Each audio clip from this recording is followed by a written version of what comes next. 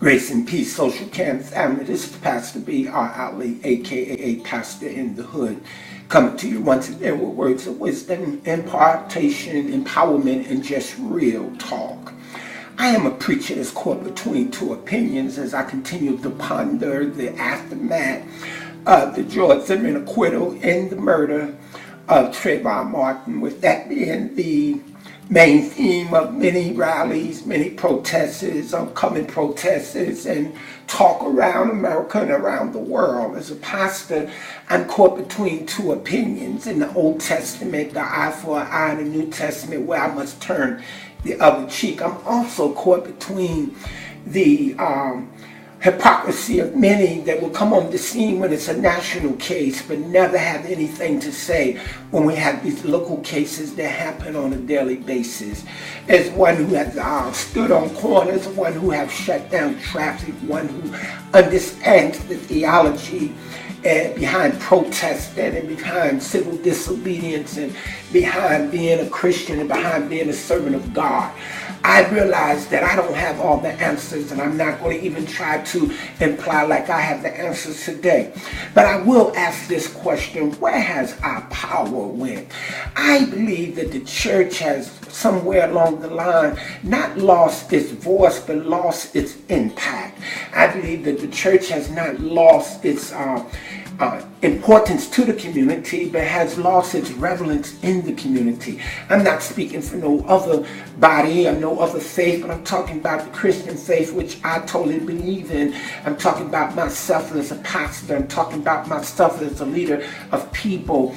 I want to regain the power that God said we should have, the power that we can lay hands on the sick and they shall recover. I want to have that power where I can forgive and also forget. I want to have that power where people are raised up from their poverty, raised up from their depravity, raised up out of their sin, and resurrected from all these things that the enemy tried to put on them that might keep them down. Also, as a father, I am caught up between the opinion that I pray for the Martin family, but if the shoes were on the other foot, how would I really respond? First as a father, first as a grandfather, and then as a man of God. Personally, I don't believe that this individual would have made it to trial if it had been one of my children, but it's easy for me to play Monday morning quarterback. It's easy for me to have a Wednesday afternoon commentary. But I say this to say that many times we have to think before we act. We have to ponder and pray before we speak. And we need to ask ourselves the questions: what am I doing to be a better example? What am I doing to be a better leader? And what am I doing to just be a better person in this land that we call America? As many others have already stated, I don't want to be overzealous. I don't want to be critical. I don't even want to have commentary that's in the negative.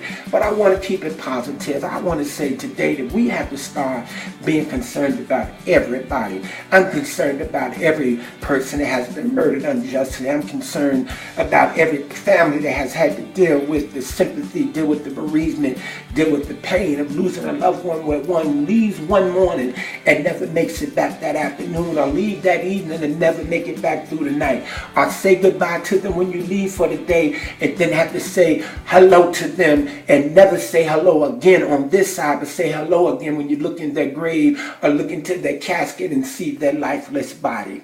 I realize that we are living in critical times, and I realize that the Bible records because of sin, the love of many have waxed cold. So I don't want to put logs on the fire, but I just want us to take a time to self-examine ourselves. Am I my brother's keeper? Is it too much blood crying up from the ground that's asking and begging and crying for our attention? We need to look into our communities. We need to look into our neighborhoods. We need to become our brother's keeper. And last but not least, we need to get involved in somebody else's life other than our own. So this is the Pastor in the Hood saying, you are empowered to go forth. If you have God in you, what are you afraid of? Great is he that's in us than he that's in the world. And he has not given us the spirit of fear, but of power and love and of a sound mind. So I encourage you, I beg you, I implore implore you, I ask you to go forth and be your brother's keeper. Go out and love your brother. Go out and love your sister. And go out and speak about these injustices in our world today. Be peaceful, be great, and be anointed. But all things, be faithful to the things of God. This is Pastor in the Hood signing out saying that I love you, but God loves you best. Peace, family. Later.